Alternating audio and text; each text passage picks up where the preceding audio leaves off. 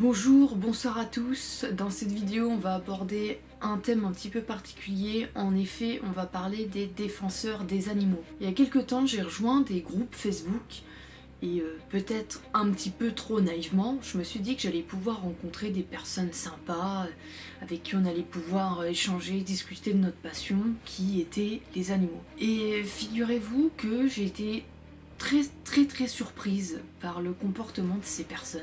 Parce que, bon, de temps en temps, il y a quelques conneries qui sont partagées, comme la photo de nos lapins, mais de manière générale, c'est plutôt des partages de publications pour râler, en fait. Alors quand je dis ça, les annonces, c'est des annonces en général du Bon Coin, de personnes qui se séparent de leurs animaux, à contre-cœur, pour certains. Oui, ça existe, on va y revenir après. Et je suis choquée de voir le comportement des personnes.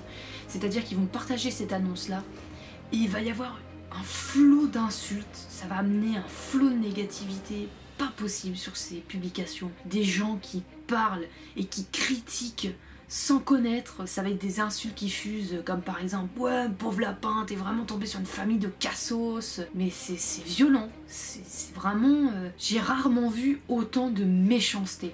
Alors, est-ce que c'est Internet qui rend les gens aussi bêtes, aussi acharnés, aussi agressifs, j'en sais rien. Ce qui me chagrine, c'est qu'il y a des personnes qui se séparent de leurs animaux à contre-cœur.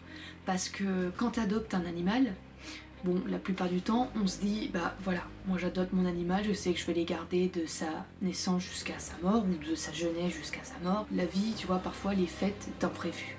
Malheureusement, on n'y peut rien.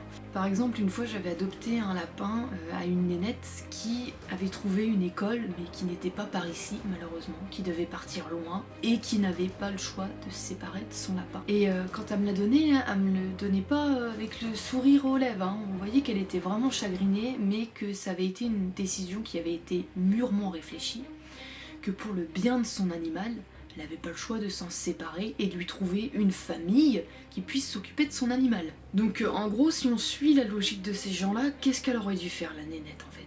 Elle aurait dû laisser son lapin pourrir dans un coin juste parce que quand t'adoptes un animal, t'es censé le garder de la vie jusqu'à la mort. Oui, dans le meilleur des cas, c'est comme ça que c'est censé se passer. Mais comme je disais, dans certains cas, malheureusement, la vie est faite d'imprévus et malheureusement, parfois, pour le bien-être de ton animal, t'es obligé de t'en séparer. Voilà, ça arrive et moi je comprends pas pourquoi ces personnes s'acharnent parce que c'est la mode. Faut paraître engagé, faut gueuler pour tout et rien, faut montrer qu'on est vraiment engagé, qu'on est vigoureux. Je sais pas en fait, moi la plupart du temps j'ai l'impression que ces combats-là c'est plus une affaire d'ego que vraiment une affaire de cœur, quoi. Je comprends pas en fait pourquoi dans la tête de ces personnes c'est toujours on voit le mal partout. Je veux dire, je sais pas, si on est vraiment passionné pour les animaux, on cherche leur bien-être. Et tu vois, de temps en temps, le bien-être, ça veut dire se séparer d'un animal pour lui trouver un foyer meilleur. Je trouve que franchement, c'est une preuve de courage énorme que de faire ça. Parce que moi, personnellement, tu vois, j'ai plein de lapins et je me vois absolument pas me dire, j'espère vraiment pas qu'un jour il y a la vie qui va me rattraper, qui va me dire bon bah tiens, t'as pas le choix que de continuer par là, tu vois, de partir plus loin. Me résoudre à donner ses lapins, c'est quand même dur, c'est dur, surtout quand t'aimes tes animaux. C'est vraiment une décision horrible. Et il y a des gens là-dessus qui tout de suite vont poster des flots de commentaires. Donc t'imagines si en plus t'as pris la décision de te séparer de ton lapin, tu postes des annonces, et il y a une ribambelle de gogoles qui vont venir commenter en mode « Ouais, espèce de cassos !» Mais ou à quel moment ça a dérapé en fait? À quel moment? C'est bien d'être engagé, mais faut pas non plus perdre son humanité, quoi. Parce qu'à force, ça devient même plus un... Ouais, ça devient un combat, quoi. Qu'est-ce qu'il y a de positif dans le mot combat? C'est en gros, c'est chercher la petite bête pour gueuler. Mais où ça mène? Où c'est censé mener? Je dis pas bien sûr que dans les défenseurs des animaux, il n'y a pas des gens qui sont un minimum raisonnés, ni des gens qui ont un minimum d'humanité. C'est pas du tout ce que je suis en train de dire, je suis pas du tout en train de dire qu'il y a que des hystéros sur la planète. Malheureusement, c'est souvent les hystéros qu'on entend le plus, quoi.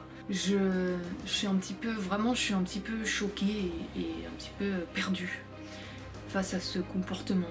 On est censé se réunir autour d'une passion commune et en fait, on est tous là en train de s'épier les uns les autres, limite du voyeurisme, prêts à attaquer, on est tendu, tu vois, genre j'ai l'impression que moi il y a des personnes qui sont derrière l'écran qui sont, ils sont tendus comme ça, tout de suite c'est la moindre occasion, la moindre chose pour gueuler. Enfin, en fait, c'est quoi ces combats-là?